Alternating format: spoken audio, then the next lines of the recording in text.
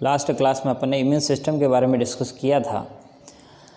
Immune system या immunity की types देखे थे, इन्नेट इम्यूनिटी और एक्वायर्ड इम्यूनिटी। आज अपन इन्नेट इम्यूनिटी को डिटेल से डिस्कस करते हैं। तो इम्यून सिस्टम के दो टाइप या इम्यूनिटी के दो टाइप, उसमें से पहला टाइप है that is innate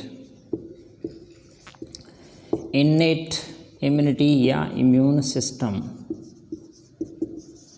innate immunity को कई नामों से जाना जाता है, जैसे अपन ने बात की थी। It is also called inborn immunity.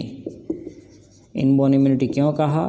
क्योंकि ये प्रतिरक्षा जन्मजात प्रेजेंट होती है, बिफोर बर्थ पहले से प्रेजेंट होती है। इनबॉर्न इम्यूनिटी, इसको अनट्रेंड इम्यूनिटी भी कहा जाता है। अनट्रेंड इम्यूनिटी क्यों कहा? क्योंकि बैक्टीरिया या पैथोजन को मारने का कोई विशिष्ट तरीका नहीं होता है, एक ही तरीके से सबको किल करती रहती है। कौन? Innate immunity. इसके अलावा इसको नॉन स्पेसिफिक इम्यूनिटी क्यों कहा?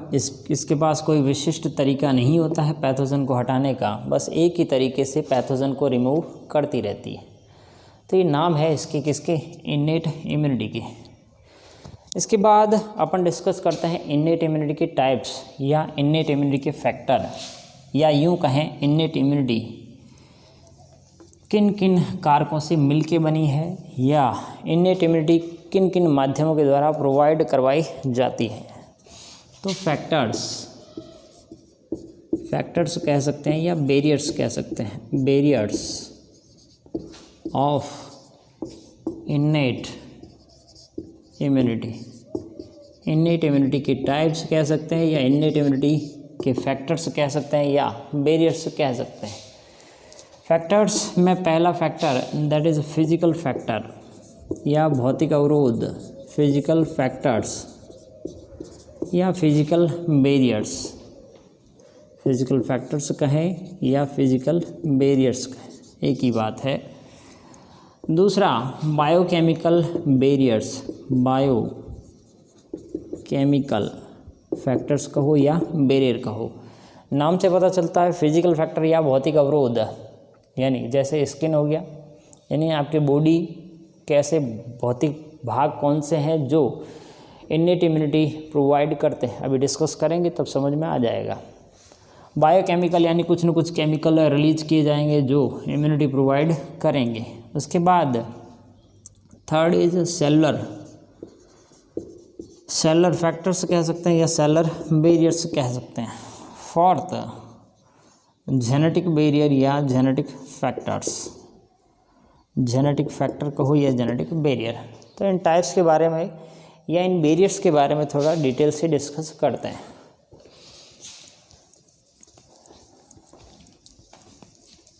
तो सबसे पहले बात करते हैं किसके बारे में? फिजिकल फैक्टर या फिजिकल बैरियर के बारे में।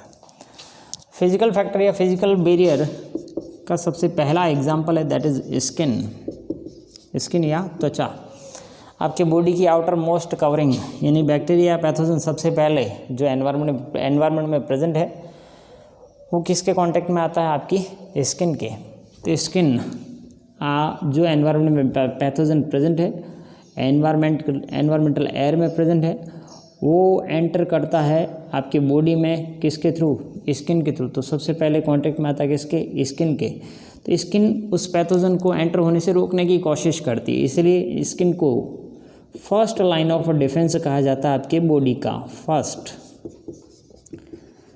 लाइन ऑफ डिफेंस यानी सुरक्षा की अग्रिम पंक्ति। जैसे BSF है, बॉर्डर सिक्योरिटी फोर्स, अपने देश का जो फर्स्ट लाइन ऑफ डिफेंस है दैट इज़ BSF, वैसे ही अपने बॉडी का first line of defence is skin.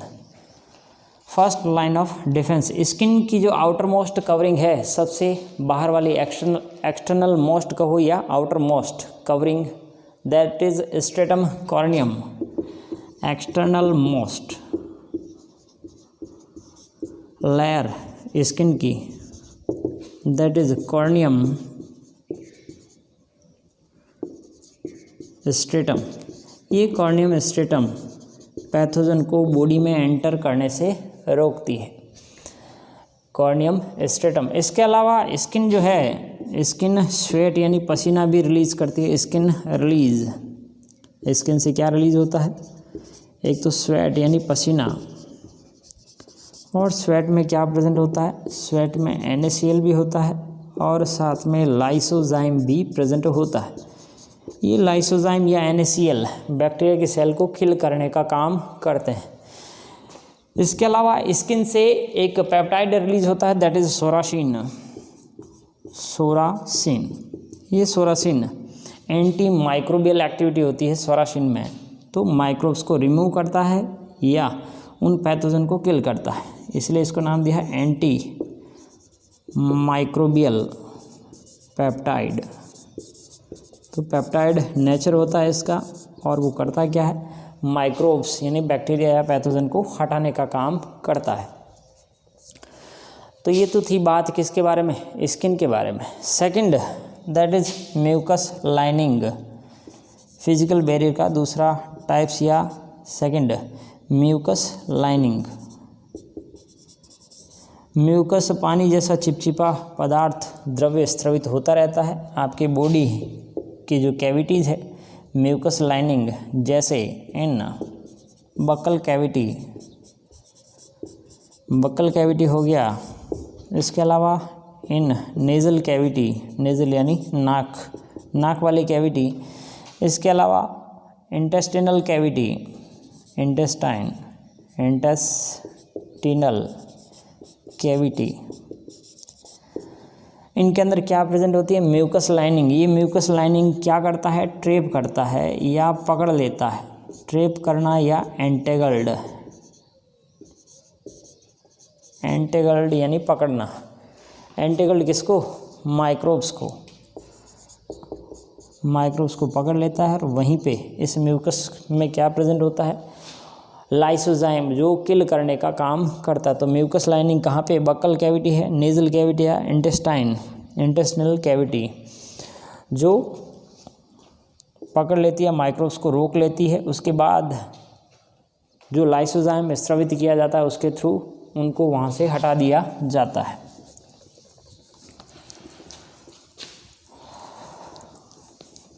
इसके बाद बात करें, म्यूकस लाइनिंग हो गया, स्किन हो गया। थर्ड इम्पॉर्टेंट फिजिकल फैक्टर है, दैट इज सीलिया। सीलिया का सीधा सा मीनिंग है, आपने पढ़ा भी होगा, हेयर लाइक स्ट्रक्चर सीलिया कहलाती है। हेयर लाइक स्ट्रक्चर आपकी बॉडी में बात करें तो आपके नेज़ल कैविटी हो गई। नेज़ल कैविटी के अलावा जो स्किन की आउटर एपिडर्मिस है वहाँ पर, इसके अलावा जो रेस्पिरेटरी ट्रैक है, ट्रेकिया, वहाँ पर भी हेयर लाइक सेल्स पाई जाती है, जो क्या करती है? बैक्टीरिया या पैथोजन को रिमूव करती रहती है। तो cilia that is hair like structure, hair like structure जो क्या करती है? Removal of pathogens. Hair like structure जैसे इन नेज़ल कैविटी, नाक के अंदर सीलिया प्रेजेंट होते हैं इन नेज़ल कैविटी। स्किन एपिथेलियम या स्किन एपिडर्मिस, स्किन एपिडर्मिस पर भी सीलिया प्रेजेंट होते हैं, एपिडर्मिस। इसके अलावा रेस्पिरेटरी ट्रैक्ट, रेस्पिरेटरी ट्रैक्ट, यहाँ पर भी हेयर लाइक स्ट्रक्चर प्रेजेंट होती है, जो क्या करती है? पैथोजन को रिमूव करती रहती है, रिमूवल ऑफ पैथोजन।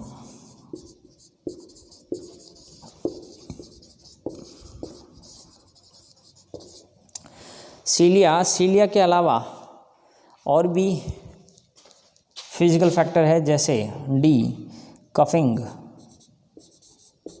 कफिंग यानी खांसना, कफिंग है स्नीजिंग यानी छींकना। ये भी माइक्रोब्स को बॉडी से हटाने का काम करते हैं। जैसे किसी को खांसी आती है या किसी को छींक आती है, तो उस खांसने और छींकने में जो बॉडी के अंदर की जो एयर है, एयर में जो माइक्रोब्स प्रेजेंट है, उनको एक्सहेल किया जाता है, आउट किया जाता है बॉडी से। तो कफिंग और स्नीजिंग के थ्रू एक्सहेल किया जाता है किसको? माइक्रोब्स को। एक्सहेल विद एयर, एक्सहेल किसका? माइक्रोब्स का, माइक्रोब्स या पैथोजन्स का एक्सहेल किया जाता है एयर के साथ में। इसके अलावा बात करें डी के बाद ई, सलाइवा हो गया, saliva, tear, saliva, tear, mucus. इन सलाइवा, टीयर, म्यूकस के अंदर भी क्या प्रेजेंट होता है, दैट इज लाइसोजाइम। ये लाइसोजाइम भी बैक्टीरिया को डिग्रेड करने का काम करता है। तो ये थे एग्जाम्पल किसके, फिजिकल फैक्टर के या फिजिकल बैरियर के, जो पैथोजन को अपनी बॉडी से रिमूव करते हैं। फिजिकल फैक्टर के बाद दूसरे फैक्टर, दूसरा टाइप इन्नेट इम्यूनिटी का बायोकेमिकल फैक्टर के बारे में डिस्कस करते हैं। तो second, biochemical factors. Biochemical factors कह सकते हैं या बायोकेमिकल बैरियर्स कह सकते हैं। बायोकेमिकल बैरियर में सबसे अच्छा एग्जांपल अभी बताएं आपको, that is lysozyme. Lysozyme microbes या बैक्टीरिया पैथोजन को किल करता है। लाइसोजाइम अभी बताया, सलाइवा में भी प्रेजेंट होता है, इन टीयर में भी प्रेजेंट होता है। सलाइवा, टीयर हो गया, म्यूकस हो गया, इनमें लाइसोजाइम ऑलरेडी प्रेजेंट होता है जो बैक्टीरिया को किल करता है। इसके अलावा डाइजेस्टिव जूस या गैस्ट्रिक जूस कह सकते हैं, डाइजेस्टिव जूस। आपका जो स्टमक है, स्टमक में हाइड्रोक्लोरिक एसिड रिलीज होता है जो हाईली एसिडिक एनवायरनमेंट क्रिएट करता है, कहाँ पे, आपके स्टमक में, ताकि फूड के अंदर जो भी बैक्टीरिया है, पैथोजन है, वो किल हो जाए, रिमूव हो जाए। डाइजेस्टिव जूस में क्या प्रेजेंट होता है, HCl। इसके अलावा बात करें इंटरफेरॉन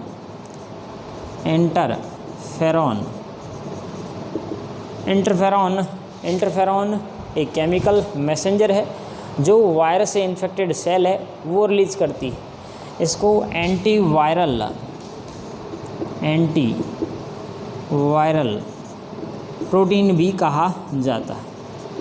एंटीवायरल प्रोटीन है जो वायरल इन्फेक्टेड सेल है वो रिलीज करती है, हेल्दी सेल को मैसेज पहुंचाती है कि ऐसा वायरस है जिसका इन्फेक्शन हमारे अंदर हो चुका है, आपके अंदर ना हो, पहले से सावधान हो जाएं। तो इंटरफेरॉन का नेचर कैसा होता है, प्रोटीन नेचर होता है जो वायरस इन्फेक्टेड सेल रिलीज करती है। इसके अलावा लाइसोजाइम के बारे में बात कर ली, एक और प्रोटीन या पेप्टाइड नेचर का प्रोपर्डीन रिलीज किया जाता है, प्रोपर्डीन। ये प्रोपर्डीन रिलीज होता है कहाँ पे, ब्लड में, इन ब्लड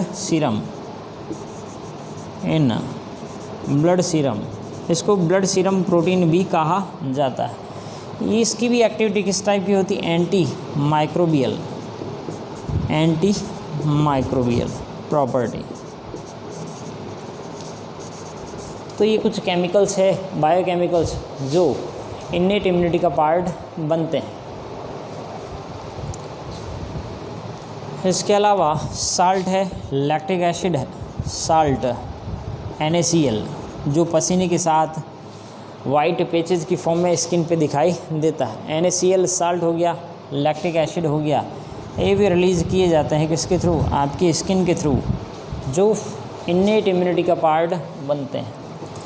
तो ये बायोकेमिकल फैक्टर थे जो इन्नेट इम्यूनिटी प्रोवाइड करते हैं।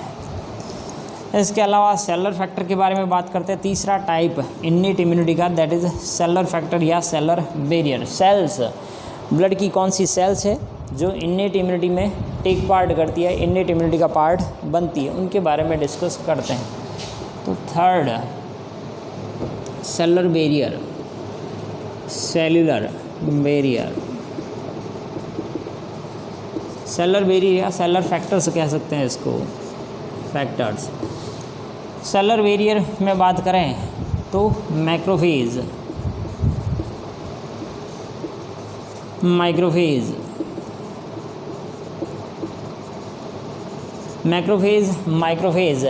इनको फैगोसाइटोटिक सेल्स भी कहा जाता है। फैगोसाइटोटिक सेल्स जो क्या करती है, बैक्टीरिया या पैथोजन जो भी बाहर से एंटर कर रहा है उसको एंगल्फ करती है, यानी अपने अंदर लेती है, फिर उसको किल करती है, उसको हटाती है। तो मैक्रोफेज, जिसको मोनोसाइट्स भी कहा जाता है। मोनोसाइट्स रूप है किसका, फॉर्म है किसकी, मैक्रोफेज की। मोनोसाइट्स, माइक्रोफेजेस के एग्जाम्पल न्यूट्रोफिल,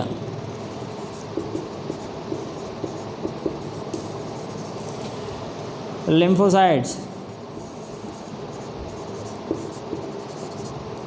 इयोसिनोफिल,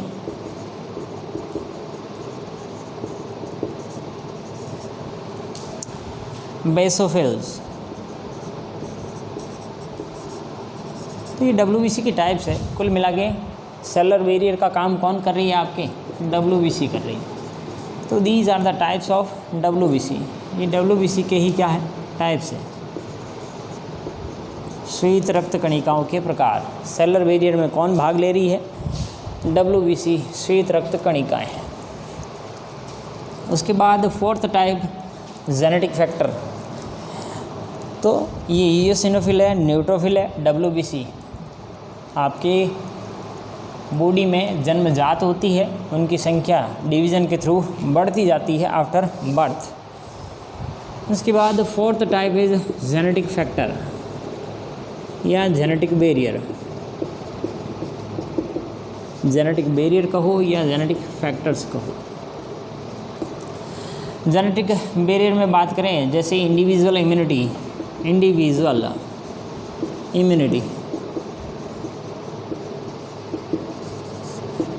इम्यूनिटी यानी जैसे मनुष्य जाति है, हर एक मनुष्य, एक मनुष्य क्या है, इंडिविजुअल, एक मनुष्य की बात कर रहा हूँ, वो हो गई उसकी इंडिविजुअल इम्यूनिटी। हर एक मनुष्य यानी हर एक आदमी की अपनी अपनी इम्यूनिटी होती है। किस वजह से है, उसके जीन की वजह से। तो जेनेटिक बैरियर में पहला टाइप हो गया इंडिविजुअल इम्यूनिटी, यानी प्रत्येक आदमी की इम्यूनिटी या इम्यून पावर अलग अलग होती है। किसी का इम्यून सिस्टम कमज़ोर होता है, जल्दी ही डिजीज़ हो जाती है, कफ एंड कोल्ड बार बार होते रहते हैं, और किसी को तो महीनों तक, सालों तक कफ एंड कोल्ड होते ही नहीं है। तो इंडिविजुअल इम्यूनिटी यानी ये जो भिन्नता देखी गई है किस वजह से है, जीन की वजह से है। इसके अलावा दूसरा इसका टाइप स्पीसीज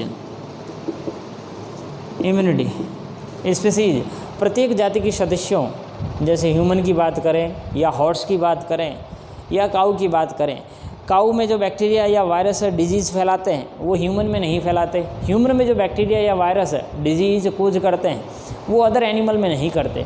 तो स्पीसीज इम्यूनिटी, प्रत्येक जाति की जो इम्यून पावर है, इम्यूनिटी है, वो अलग अलग होती है। किस वजह से है, जीन की वजह से। इसके अलावा थर्ड टाइप है इसका रेसेस इम्यूनिटी।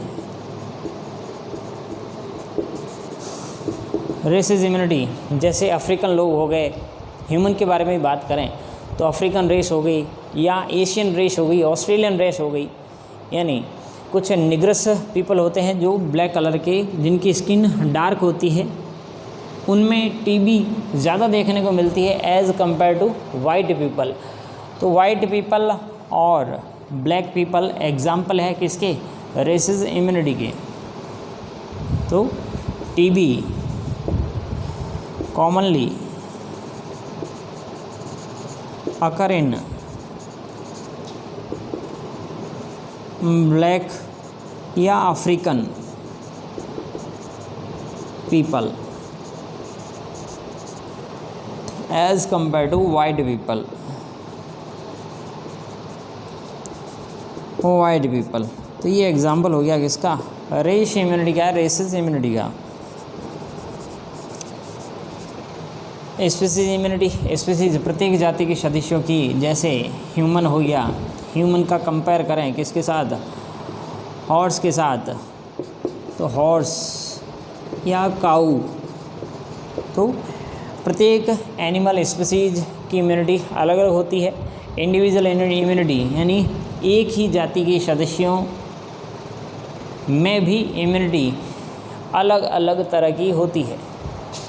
तो same species member having differ immune power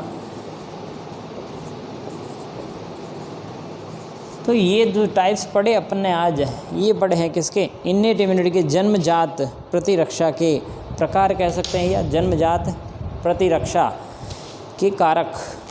इसके बाद एक्वायर्ड इम्यूनिटी के बारे में अपन नेक्स्ट वीडियो में डिस्कस करेंगे डिटेल से। तब तक इसको आप पॉज करके देखो, रिवाइज करो, नोट्स बनाओ। Thank you.